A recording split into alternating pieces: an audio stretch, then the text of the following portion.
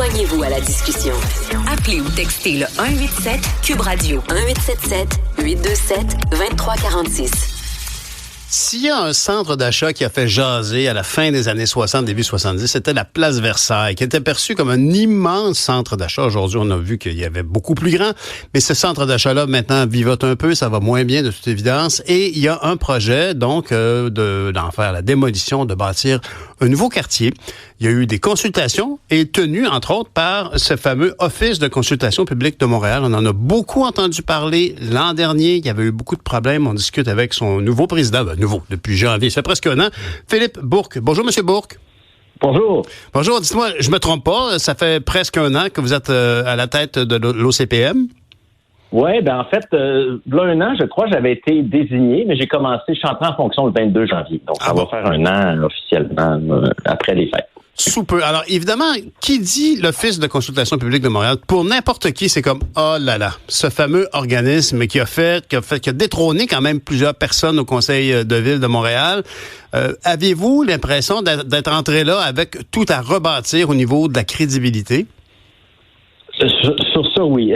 Peut-être pas tout à rebâtir, mais sur la crédibilité, assurément. Malheureusement, effectivement, ce qui s'est passé, ça l'a nuit. Ça l'a nuit à l'Office, mais ça l'a nuit même au processus de participation publique dans leur ensemble, parce qu'il y a des gens qui ont dit c'est quoi cette affaire-là, puis c'est vraiment utile. Donc la première côte, on l'a démontée, je pense, on a rétabli les choses, mais celle-là va être plus longue à rétablir.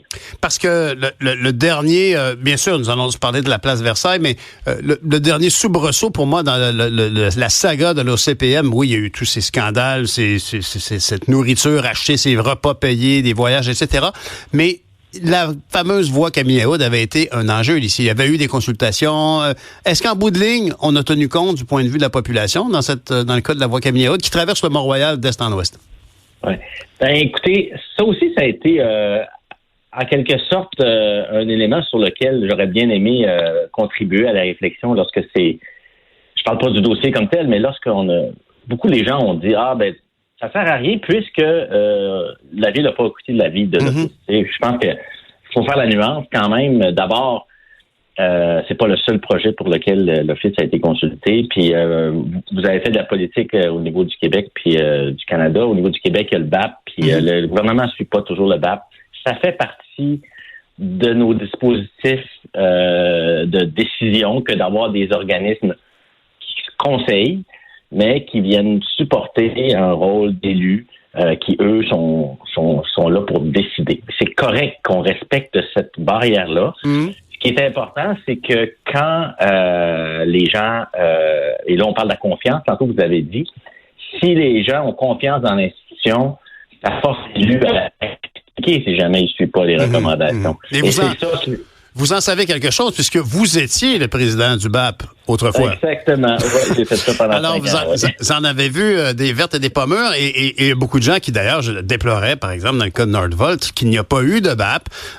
Beaucoup de gens, justement, se demandent pourquoi le BAP n'aurait pas plus d'autorité. Alors, cessons de parler du BAP. Vous êtes à l'OCPM et là, il y a pas de fumée sans feu. Il y a des gens qui s'inquiètent. Premièrement, l'OCPM, on reparle de cet organisme-là, mais on en reparle parce qu'il y a des citoyens qui ont dit avoir participé à la consultation et exprimé leurs craintes relativement à certains aspects du programme. Vous avez déposé un rapport.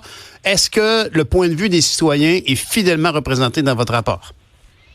Je crois que oui. Et pour avoir un peu entendu, entre autres, les gens qui sont allés s'exprimer au Conseil de ville, ceux qui ont pris la parole là, dans les médias, il semble que certaines personnes jugent que leur voix a été entendue.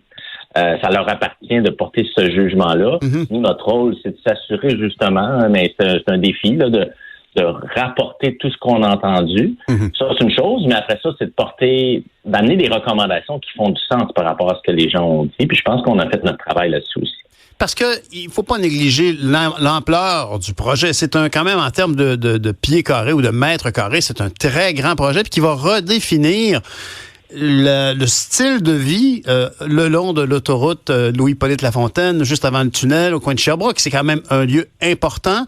Vous avez une offre, on considère un projet de 5000 logements. Est-ce qu'on y voit ici l'application des normes 20-20-20, 20% logements abordables, 20% social et 20% communautaire? Ce qu'on a compris, c'est que cette norme-là, ou en tout cas l'intention, l'esprit est respecté. Mais comme vous le savez, ce mécanisme-là, le règlement maintenant qui s'appelle le règlement pour une métropole mixte, permet de remplacer des habitations formelles par une compensation. Et donc, ce que les gens nous ont dit, c'est nous, on veut que ça soit respecté, mais on veut vraiment sur place des logements fixes. Dans le fond, on veut du bâti pour qui va correspondre à cette vision-là, parce que vous le savez, la crise du logement, c'est une crise de quantité, mais c'est aussi une crise d'abordabilité. Bien sûr. Et donc, cette question-là, c'est sûr qu'elle revient là, dans les consultations. Et l'enjeu étant bien sûr de garder nos familles, parce que j'ai dit abordable, social et communautaire. C'est pas communautaire, c'est familial. C'est du logement avec plusieurs chambres. Et donc, ici, il y a quand même différents projets, pardonnez-moi, qui nous animent à Montréal. On sait qu'il y a des grands projets comme celui de la brasserie Molson. On sait qu'à Longueuil, il y a le pôle Roland-Terrien qui a été retardé. Longueuil se targue d'avoir réussi à offrir, à bonifier l'offre de logement éventuel dans le logement social. Est-ce que c'est une priorité pour vous? Est-ce que vous avez entendu ça, vous, dans vos consultations que vous avez faites? Ben, dans ce cas-ci, évidemment, nous, c'est le projet d'un promoteur qu'on a regardé dans le cas de la place Versailles. On comprend que l'arrondissement adopte un règlement pour permettre des dérogations. Je pense que la volonté de part et d'autre, c'est ça, mais ça reste encore je dirais, ça reste à peaufiner cette logique-là, parce qu'il y a quand même une logique de marché qui est dominante. Et on le voit, puis c'est pour ça que les gens, quand ils viennent s'exprimer, ben ils posent cette question-là. Eux autres, ils disent, puis ils nous renvoient la balle à nous, puis nous la retournons aux élus en disant, écoutez, les gens, ce qu'ils veulent en ce moment, oui, ils comprennent qu'il y a un besoin d'accroître la capacité locative, mais faites tout ce que vous pouvez pour améliorer l'abordabilité. C'est ça. Mais M. Bourque, dans vos audiences, vous y étiez, j'imagine. Avez-vous entendu des gens s'inquiéter? Parce qu'il y a quand même des gens qui habitent autour de la place Versailles, entre l'Angelier et l'autoroute du pont Hippolyte-Lafontaine, entre Sherbrooke et, je sais pas moi, Beaubien. C'est un quartier très paisible de bungalows unifamiliales. Je veux dire, est-ce qu'il y a des gens qui craignent que 5000 logements, ça change un peu la donne au niveau de la circulation, par exemple? Oui, absolument. Je pense que ça, c'est un trait caractéristique de cette consultation-là, c'est que il y a eu une forte mobilisation de ce qu'on peut appeler des citoyens qui sont en périphérie du projet. Donc, eux autres, on peut être en faveur effectivement, tout le monde est d'accord socialement que ça prend plus de logements, moins de stationnement minéralisé pour toutes ces plus de verdure. Tout le monde est d'accord avec ça, mais les citoyens qui habitent proches, eux, nous sont venus nous parler des conséquences de ce type de projet-là sur, comme vous dites, leur qualité de vie. Donc, on a parlé des hauteurs qui vont créer de l'ombre, qui vont leur faire perdre des vues. On a parlé de l'accès à des stationnements, justement du transit tout autour, donc dans les rues, parce que c'est 5000 résidents de plus. La durée des travaux, c'est le fun que vous avez abordé le dossier Molson, mais le dossier Molson, quand il a été annoncé la semaine dernière, on parlait d'une durée de travaux de 10 ans, ce qui est déjà important. Mais là, imaginez, c'est 25 ans la durée des travaux à Versailles, donc les gens sont venus dire, écoutez, non seulement il va y avoir des impacts, mais ils vont durer un quart de siècle. Donc ça, c'est une grande préoccupation aussi des gens qui sont là. D'où l'importance de consulter les gens. Vous avez fait combien de consultations cette année à l'OCPM? On en a beaucoup. Là, en ce moment, on en a 5. On a eu même 6 en même temps. Versailles s'est terminé. Donc, on a encore 5 en route. OK. Quel genre de consultation? C'est sur quoi? Il y a d'autres projets immobiliers. Là. Il y en a un qui vient de commencer, qui est un projet au couvent des Franciscains, près de l'hôpital Maisonneuve-Rosemont.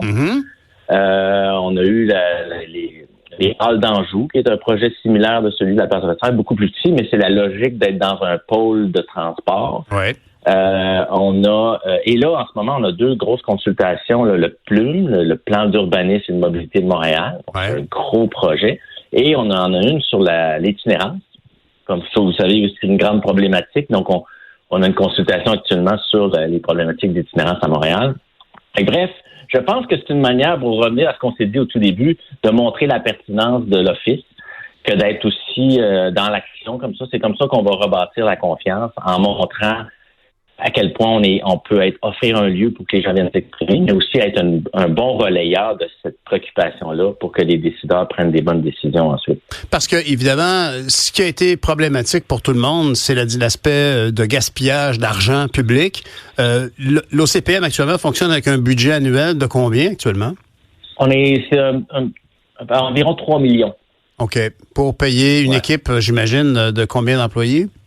On est actuellement, là, on a 13 employés, mais nos dépenses incluent j'imagine, beaucoup de location de salles, bien évidemment. Oui, location de salles, technique, web diffusion, tout ça. Mais il y a aussi des commissaires, donc qui sont pas des employés de l'Office, mais quand on forme une commission, comme au BAP, on nomme des commissaires, donc c'est il y a une rémunération, évidemment, qui vient à la clé avec ça. Okay. Donc, ça couvre... mais cette année, on a respecté notre budget malgré cette grande ampleur de travaux. Là. Mm-hmm. On a été en mesure de le faire en respectant les budgets qui nous étaient alloués. Et fort de votre expérience au BAP, j'imagine que vous allez vouloir aller au-devant des coûts pour bien démontrer l'utilité, la pertinence et la transparence de vos chiffres avant qu'un conseil exécutif débarque sur votre dos? Absolument. Puis on l'a fait cet automne. On a participé à la commission des finances et de l'administration de la ville pour présenter notre bilan, nos objectifs de l'an prochain. Mais à l'avenir, on va toujours être prêt à répondre, comme vous le dites, à être au-devant des coûts. C'est tant mieux. Et en terminant, est-ce que les citoyens concernés peuvent maintenant voir, par exemple, leurs conseillers municipaux et ou députés avec le rapport en main pour espérer être bien représentés vu les enjeux qui les concernent dans ce rapport? Absolument. Ça paraît que vous avez fait de la politique parce que vous comprenez justement, c'est un message qu'il faut donner aux citoyens. Nous, on fait notre part pendant une période, mais comme vous le savez, après ça, la décision n'est pas prise. Mm-hmm. Puis il reste de l'espace. Puis il y en a qui l'ont exercé justement. La semaine passée, ils sont allés au conseil municipal en disant voici le rapport, voici ce qu'il dit. On aimerait ça que les recommandations soient suivies. Donc ça, c'est important que les gens le fassent. Ouais. Bon, Monsieur Bourque, je vous remercie beaucoup. Philippe Bourque, qui est donc directeur de l'Office de consultation publique de Montréal. Merci et bonne journée.